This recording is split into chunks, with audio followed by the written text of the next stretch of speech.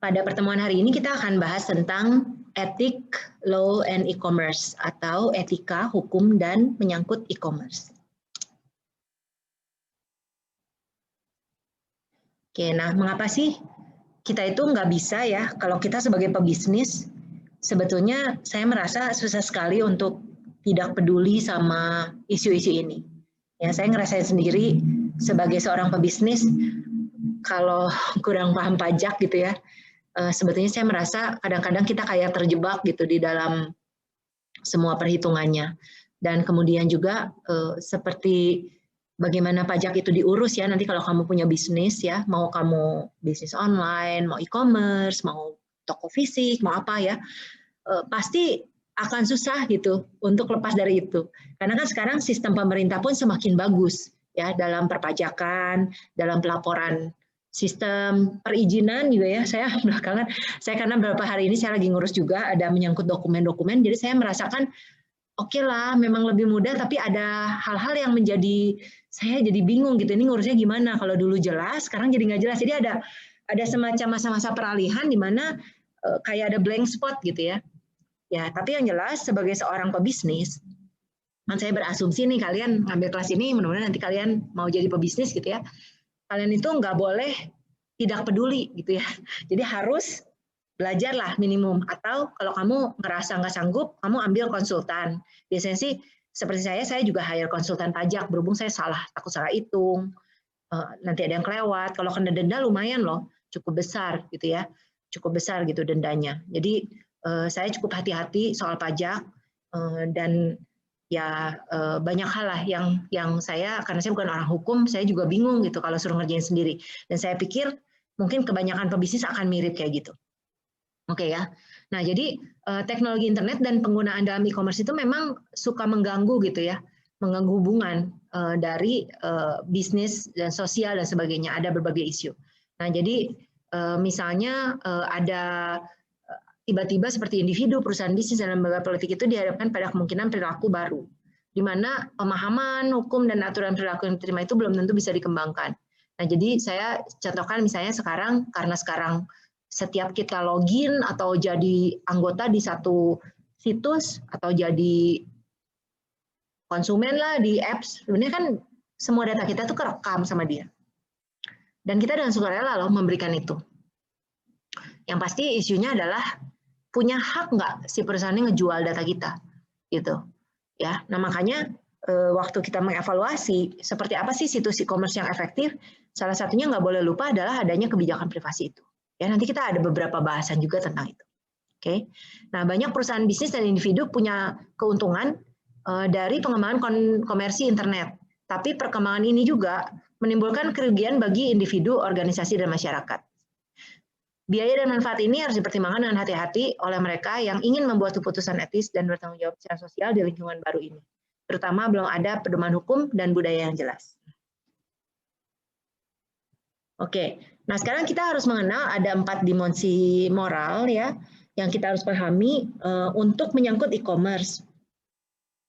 Yang pasti kita lihat ya, ini sebenarnya kayaknya saya pernah tunjukin juga soal lingkaran yang di tengah ini ya. Jadi internet e-commerce itu memang dibungkus dengan berbagai isu etik, berbagai isu sosial, berbagai isu politik gitu ya.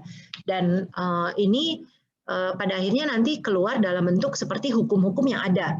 Nah, hukum-hukum itu juga nanti ada pertanyaan siapa sih yang bikin hukum ini gitu ya. Kalau di mana jurisdiksi gitu ya. Haknya itu garisnya di mana sih sebenarnya?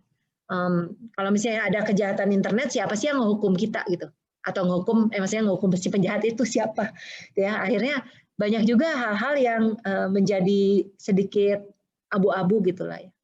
Nah ya, nah sekarang kita lihatlah, ini ada 4 dimensi moral yang kita harus sadari dan perhatikan apa aja sih.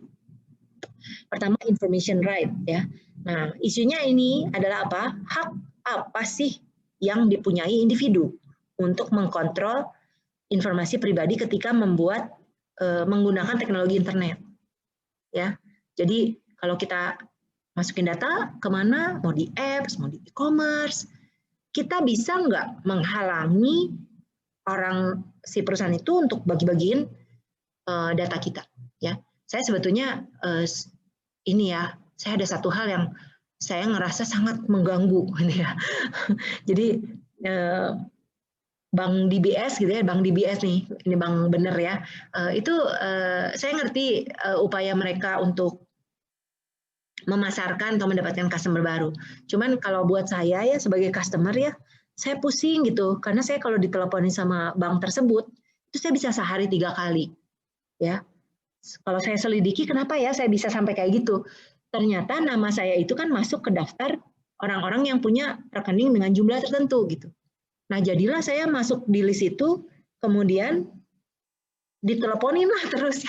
Ada terus terangnya aku merasa, sampai terganggu banget itu. Sampai saya kalau diteleponin, saya bilang, bisa nggak ya minta tolong nama aku dihapus dari situ.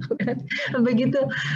Tapi sekarang sih udah berhenti sih. Ya, mungkin mereka juga nggak segencar dulu. Tapi saya sempat waktu itu dalam sebulan, setiap hari saya diteleponin 2-3 kali. Ya, terus saya sangat annoyed gitu, yang dari tadinya saya masih sopan-sopan, lama-lama saya bilang, dari mana ya? Oh, dari bank ini. Oh, oke deh, mohon maaf ya, saya nggak tertarik sama KTA-nya. Langsung gitu, nggak usah ngejelasin Mbak, sorry banget, nanti Mbak kasihan. Aku cuma gitu, terus sudah aja tutup. Ya, tapi itulah ya, saya merasa di situ, saya merasa, aduh kurang asem nih, data aku dijual nih. Itu yang aku rasakan, ya. Dan itu nyata sekali, ya. Dan makanya kalau satu hal ya menyangkut ini, kalau kalian belanja di Shopee sama Topet, saya lupa yang mana, itu dia pinter sih, maksudnya oke lah, ada alamatnya dan sebagainya, tapi nomor teleponnya ditutupin. Saya lupa yang mana, kayaknya yang ya bukan yang Shopee, yang Topet ya, kayaknya di XXX gitu ininya, pinter sih. Jadi dia adalah seperti kayak pemilik si data itu gitu ya. Jadi kalau customer, bahkan kita sebagai penjual kita nggak punya data itu loh. Ya, kalau saya sih ngerasanya sebetulnya kalau saya punya nomor telepon mereka, buat apa? Untuk saya blast WhatsApp, saya blast aja, blast ini penawaran terbaru gitu. Contohnya itu ya. Oke. Yang kedua, property right.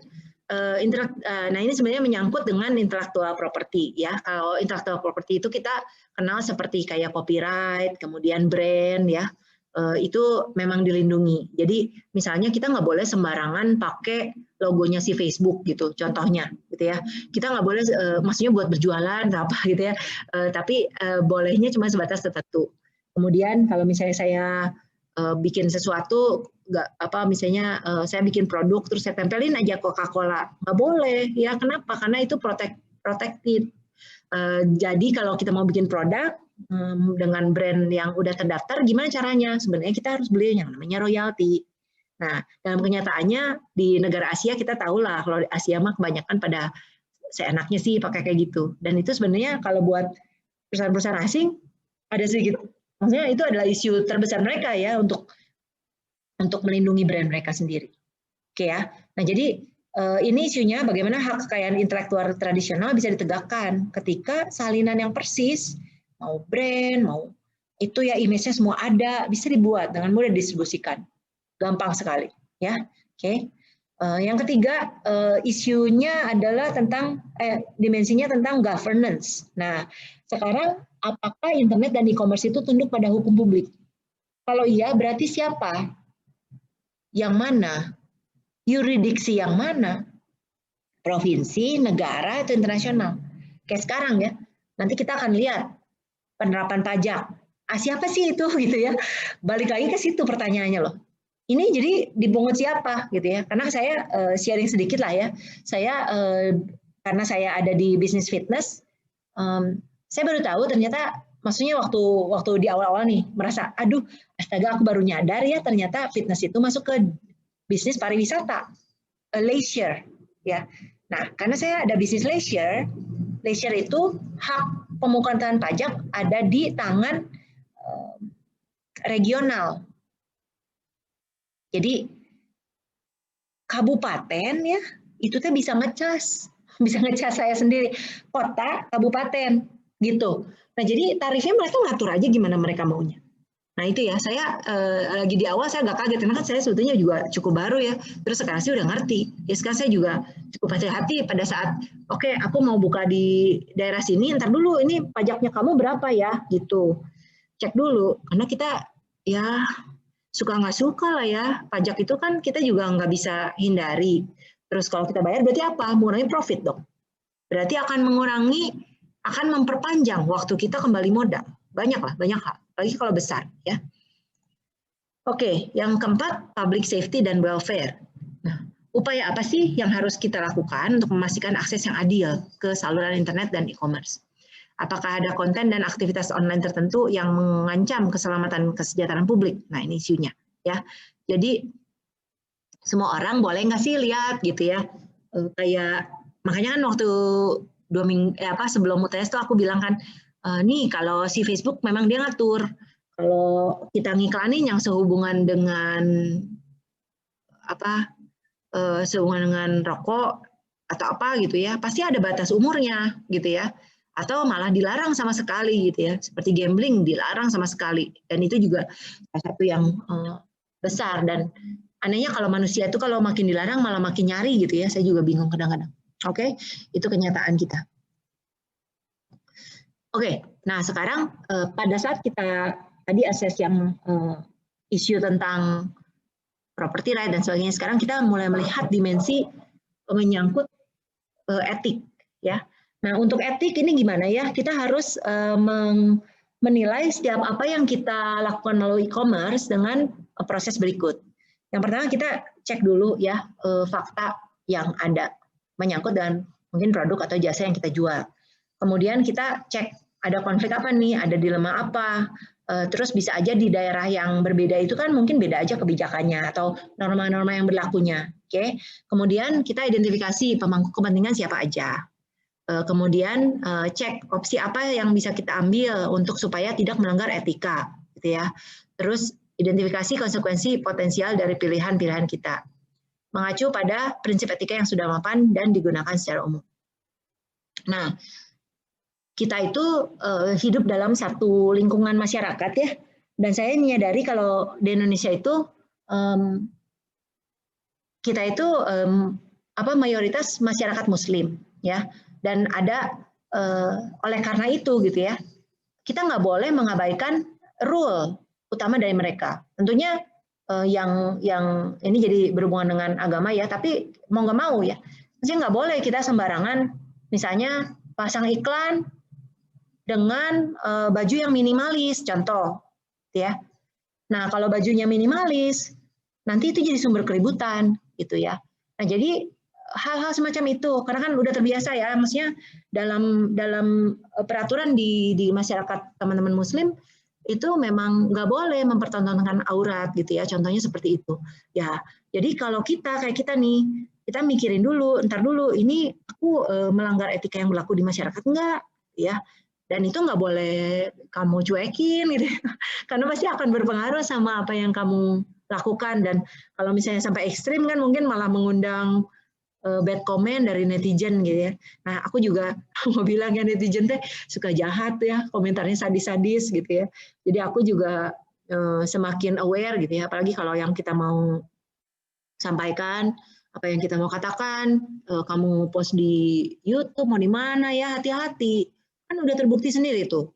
Kemarin kita ada berapa orang yang terkena jeratan hukum hanya karena menyatakan sesuatu, atau hanya karena misalnya pasang lagu di depan ke tempat ibadah, apalah gitu ya. Kan ya itu, seperti itu ya. Jadi untuk kalian semua ya, saya akan sangat paham gitu ya, kalian kan anak-anak muda.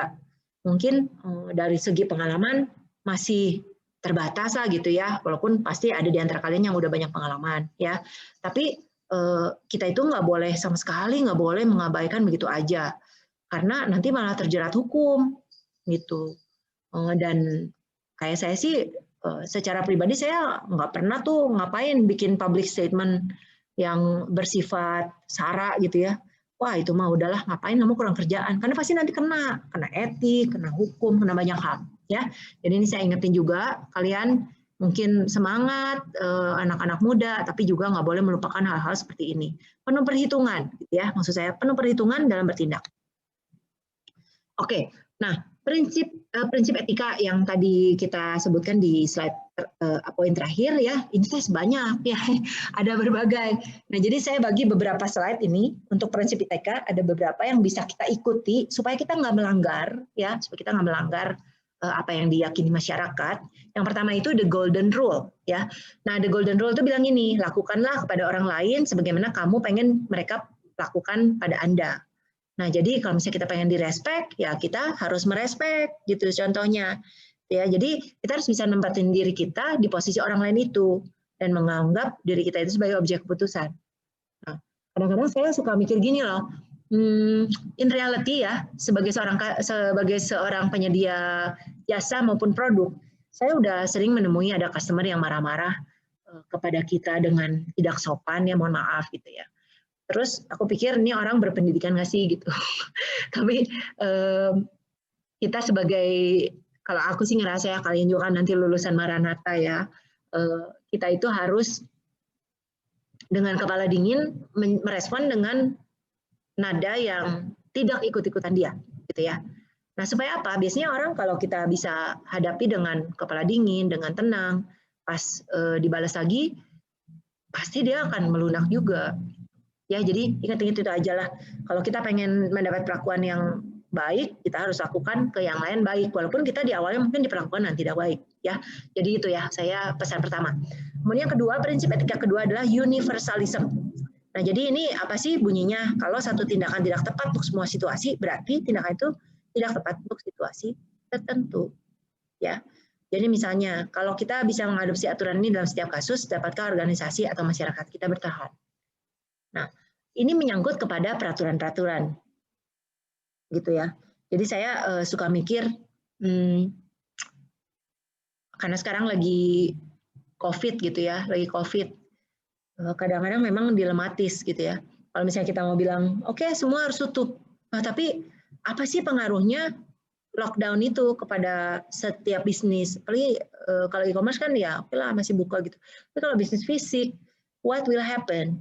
What will happen itu karyawan yang bekerja di perusahaan itu mungkin sooner or later akan dipecat, ya. Jadi aku sendiri udah kadang-kadang suka, aduh gimana ya dengan kondisi sekarang gitu ya. Tapi pada saat yang sama ya udahlah bertahan dulu. Cuman dengan harap-harap cemas, pemerintah jangan tidak dengan perhitungan seksama gitu ya membuat keputusan dan membuat perusahaan pada bangkrut. Gitu ya. Nah jadi mungkin untuk penerapan dari misalnya limitasi satu peraturan, ya kita nggak bisa samakan, mau berbeda-beda. Nah, sebagai contoh, kalau misalnya kita bikin satu aturan, mungkin untuk masyarakat di daerah mana dengan di daerah yang lainnya bisa aja beda gitu ya, kalau misalnya kita mau menjalankan satu bisnis. Oke, selanjutnya slippery slope. Slippery slope, jadi turunan yang licin, gitu ya. Kalau satu tindakan tidak dapat dilakukan berulang kali, maka tindakan itu tidak benar sama sekali. Ya, jadi satu tindakan mungkin tampak berhasil dalam satu contoh memecahkan masalah, tapi kalau diulangi hasilnya negatif. Nah, jadi ini katanya disebutnya tuh kayak slippery slope. Kalau misalnya kamu udah memulai jalan yang licin, mungkin tidak dapat berhenti. Saya sebagai seorang pebisnis di Indonesia menyadari gitu ya, pungli itu bukan sesuatu yang ya bukan belum bisa dihapus gitu ya. Jadi aku merasa suka gini, ya ada oknum-oknum yang suka nawarin, Bu, ini Ibu bisa menghindari ini dengan melakukan ini gitu ya. Tapi saya berprinsip begini, kalau saya udah jatuh sekali ke dalam itu pasti saya kepaksa harus ngulangin gitu. Jadi saya rada nggak mau. Memang itu tergantung ya bagaimana sikap dari kita sebagai seorang pebisnis.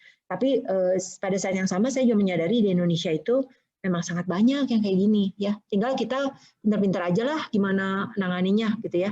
Yang pasti kalian harus ingat-ingat lah. Kadang-kadang sebenarnya kalian tahu ini salah kalau dikerjakan gitu ya. Terus kalau saya ngerjain sekali pasti saya lagi gitu. Mungkin kalian harus pertimbangkan dengan benar-benar seksama gitu ya, itu pesan saya. Oke. Nah, yang kedua yang berikutnya collective utilitarian principle. Nah, ini berarti apa? Maksudnya ambil tindakan yang mencapai nilai lebih besar bagi semua masyarakat. Nah, aturan ini mengasumsikan Anda bisa prioritas nilai dalam urutan peringkat dan memahami konsekuensi berbagai tindakan. Ya, jadi silakan nanti bisa dicek keputusan kalian di dalam berbisnis e-commerce, menjual sesuatu, menyediakan layanan, mengoperasikan sesuatu, tinggal dilihat yang mana yang paling besar dampaknya untuk masyarakat. Oke, masih banyak nih ya. Lanjut, risk aversion itu berarti menghindari risiko. Ambil tindakan yang menghasilkan paling sedikit kerugian atau biaya yang paling kecil. Jadi misalnya ada tindakan beberapa, terus kamu cari aja kegagalan yang biaya kegagalan tingkat rendah. Nah, misalnya sebagai contoh mau membangun fasilitas pembangkit nuklir di daerah perkotaan, gitu ya. Atau di mana? Nah itu kan gawat ya nuklir apalagi.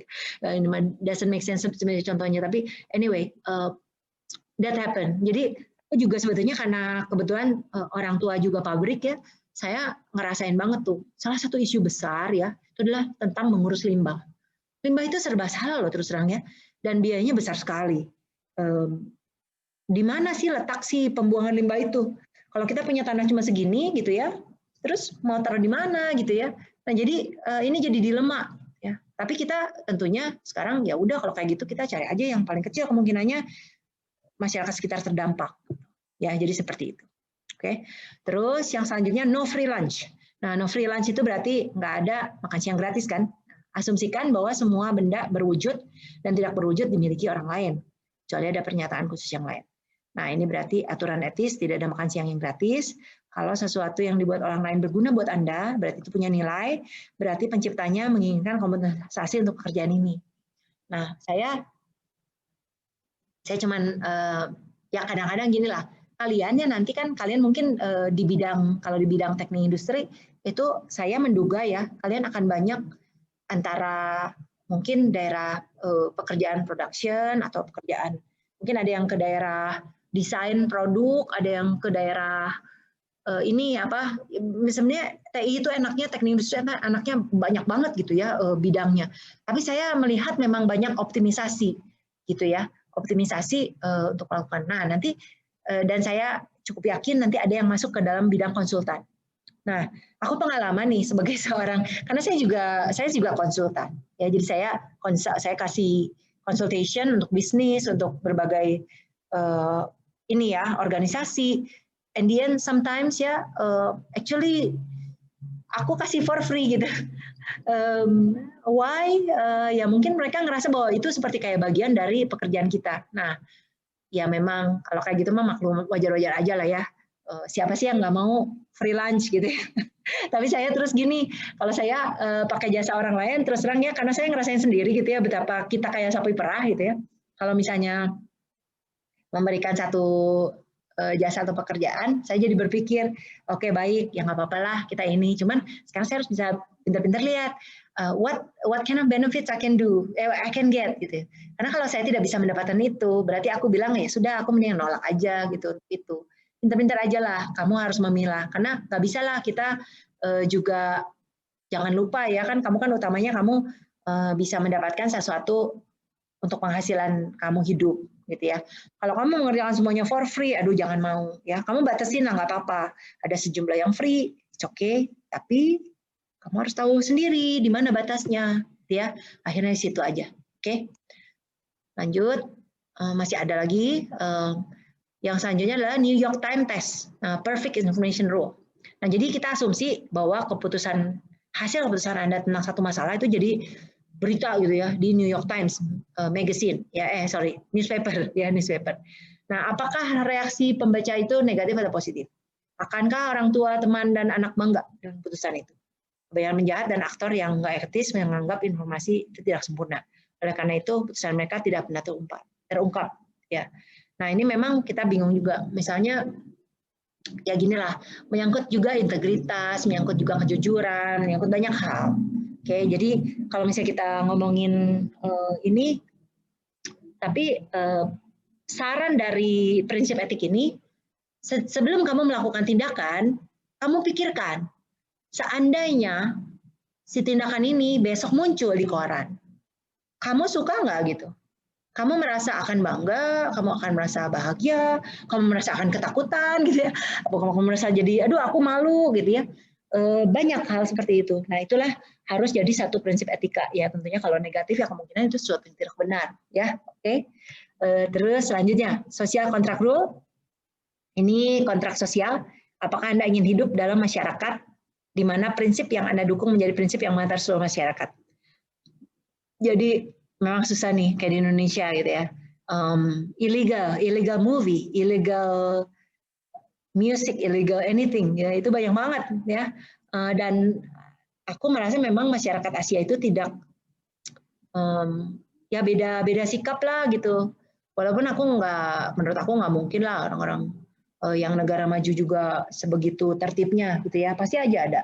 Tapi ya kembali lagi ya, aku sih pada akhirnya karena aku sendiri misalnya saya sebagai misalnya penulis buku itu ngerasa aduh kesel ya kok buku aku dicuri dan sebagainya, tidak, kenapa nggak beli buku aku aja bayar gitu ya, kan pasti ada perasaan itu ya. Jadi nanti ya tinggal kita aja bagaimana kita bersikap, ya itu kita tentukan sendiri.